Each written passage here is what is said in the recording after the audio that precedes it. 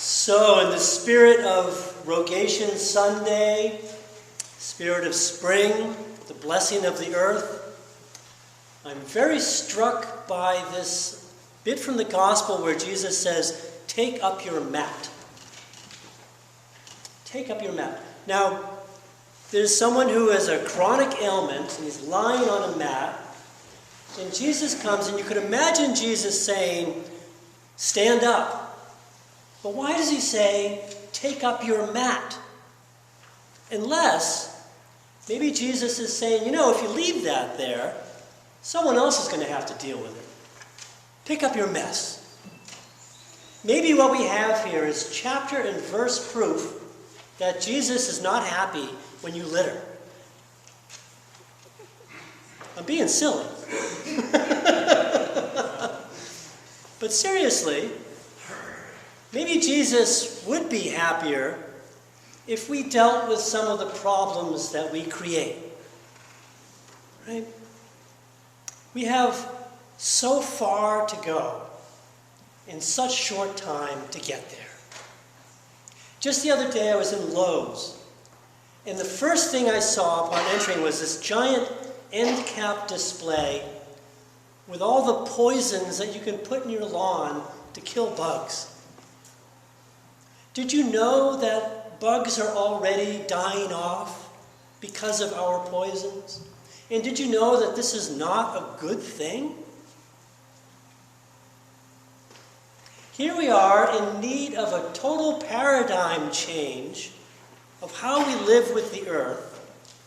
We're already past the tipping point, and we can't even make peace with our backyard. We have so far to go. Such a short time to get there. Now, I know we hate change. We hate to have to change. Get that. But that brings us right back to the gospel. Because this gospel story is about change. The difficulty of change. Here's the situation going on there in John. There's this pool in Jerusalem, a pool of water. And the people at the time believed that when the water's stirred, maybe by an underground spring or something, the first person to get into it will be healed of whatever their malady is. So around the pool, in the walls, are these niches that are built, these little places where people can sit or lie on mats and wait for the water to stir. Not too long ago, I think they excavated this area, found it just to be as the gospel describes it. So all of a sudden, Jesus appears, and he says to one of the people there, "Do you want to be healed?" Now, on first blush, it sounds like, wow, this is this guy's lucky day. He drew the winning ticket. Jesus says, "Hey, you want to be healed?" But then you think about it, what an odd question to ask. Do you want to be healed? What do you think? What do you think I'm doing here lying on this mat? What's that supposed to mean? Do you want to be healed? But you notice he doesn't say yes. He starts making excuses. Well, someone else always gets there before me, and no one will help me, darn it, no one will help me. And I wonder sometimes if we're not all like that too. Do we sometimes embrace our shortcomings and our weaknesses, whatever they may be? Do we identify with our weaknesses and our ailments? Do we hide behind them? Do we hope it'll get us off the hook sometimes? I was thinking of a funny little test to run by you. I'll bet if I asked each of you, would you be a warden of the church? Or perhaps our next treasurer? You know what you'd hear. "Oh, I'm not a people person. No, I can't add up two numbers. I don't know enough about the church. I think it would be best for all of us if someone else got in that turbulent water before I did."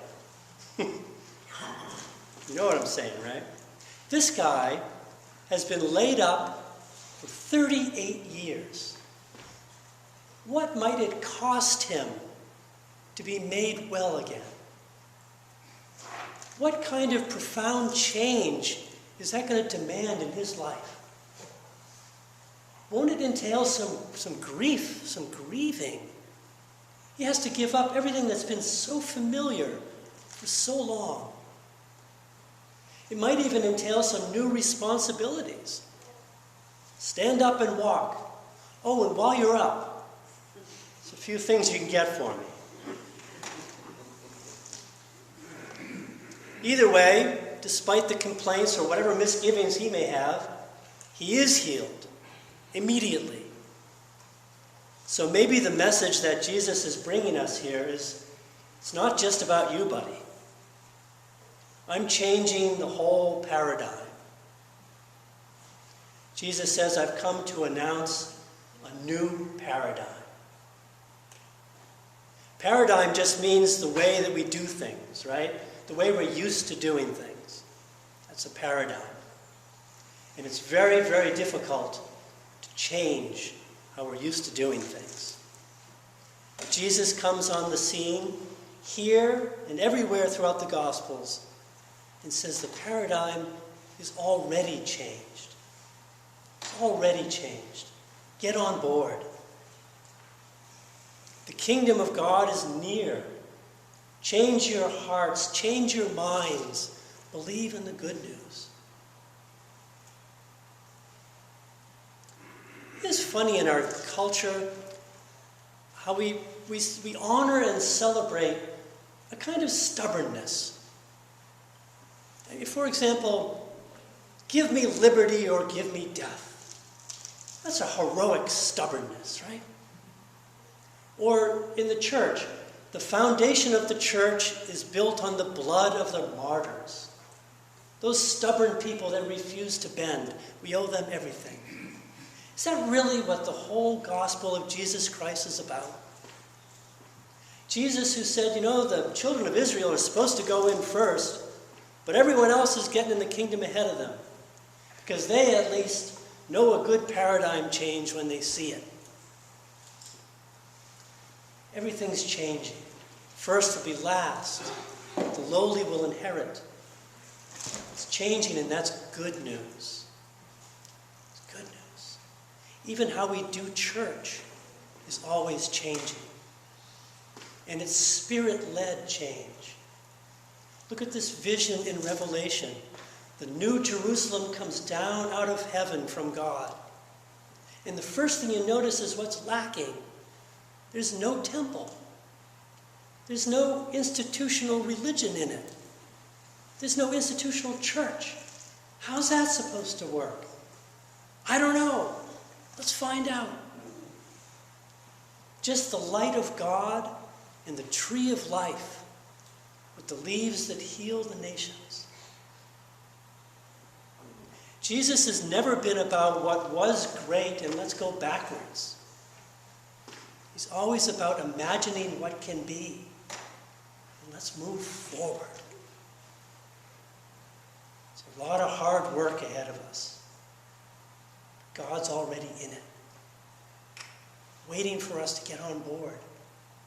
Thanks be to God. Amen.